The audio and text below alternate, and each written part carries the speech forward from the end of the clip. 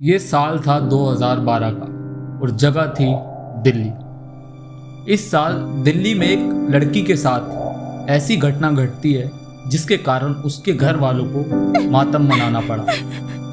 ये घटना इतनी खतरनाक थी कि जिसका अंत उस लड़की की मौत से हुआ। और ये कोई काल्पनिक नहीं, सच्ची घटना है। आखिर उस लड़की के साथ ऐसा क्या हुआ जिसका हर्जाना उसे मौत से चुकाना पड़ा।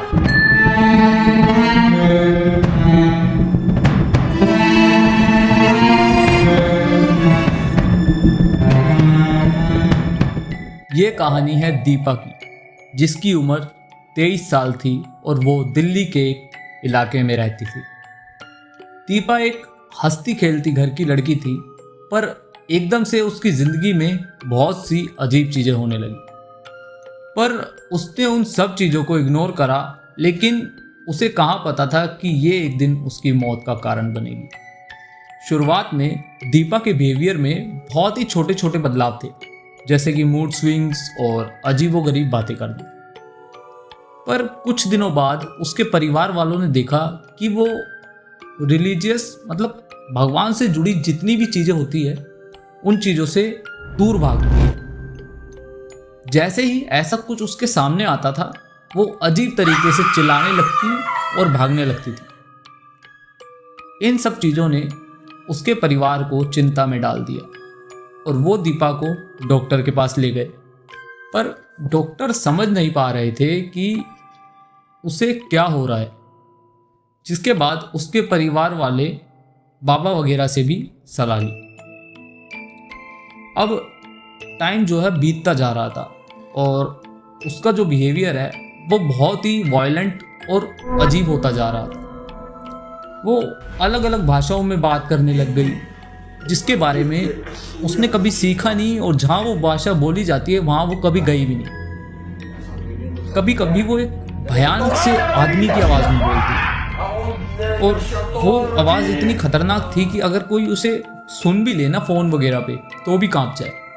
और जब वो नॉर्मल होती थी तो अकेले बात करती रहती थी, और ऐसा लगता था कि जैसे वो किसी सामने बात कर रही है, जैसे हम किसी एक इंसान से बात करते हैं, 1 to 1 कन्वर्सेशन होती है, ऐसे वो बात करती थी, पर सामने कोई नहीं होता था। इन सब चीज़ों के बढ़ने के बाद उसके परिवार ने बाबा से इलाज करवाने का डिसीज़न लिया और उसके एक्सोर्सिज्म के लिए हाँ कर दी।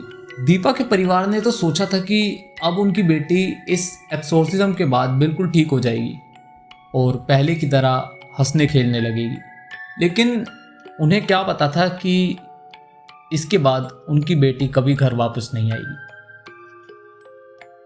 एक दिन तेजी से चलने वाले एक्सोर्सिज्म के दौरान दीपा की कंडीशन बहुत ज़्यादा खराब हो गई। वो अजीब अजीब बातें करने लगी और बहुत ज़्यादा शक्ति दिखाने लगी, मतलब चीज़ों को उठाने लगी, और उसका शरीर जैसे हवा में थोड़ा उठने लगा, और मतलब बहुत ज़्यादा शक्ति थी, उसको कंट्रोल करना बहुत मुश्किल हो रहा था। इन सब चीज़ों के करने के बाद जैसे जैसे उसकी शक्तियाँ बढ़ रही थी, जैसे जैसे उसका बर्ताव और ज़्यादा ख़राब होता जा रहा था, उसकी ये चीज़ उसी पर भारी पड़ गई और उसकी वहीं पर मौत हो गई। दीपा फिर वहीं पर ये सब करते करते मर गई, और जो एक्सोर्सिज्म चल रहा था वो फेल हो गया और वो शैतानी आत्मा उसे अपने साथ लेकर चली गई। इन सब चीज़ों के होने के बाद दीपा की मौत चर्चे में आ गई। उसकी बॉडी के पोस्टमार्टम के बाद पता चला कि उसकी मौत एक्सट्रीम स्ट्रेस और फिजिकल एक्सर्शन की वजह से हुई। आज भी ये कहानी उन लोगों के लिए एक क्वेश्चन मार्क बनी हुई है जिसने इसे सुना कि दीपा की मौत साइंटिफिक रीज़न से हुई या किसी आत्मा या प्रेत ने उसकी जान ली। उम्मीद है आपको ये कहानी पसंद आई होगी। और भी ऐसी शॉर्ट रियल हॉरर स्टोरी सुनने के लिए आप इस चैनल को सब्सक्राइब कर सकते हैं और कमेंट में बता सकते हैं अगर कोई रियल हॉरर इंसिडेंट जो आपको पता हो। एंड अपने दोस्तों के साथ भी प्लीज़ इसे शेयर करना। Thank you.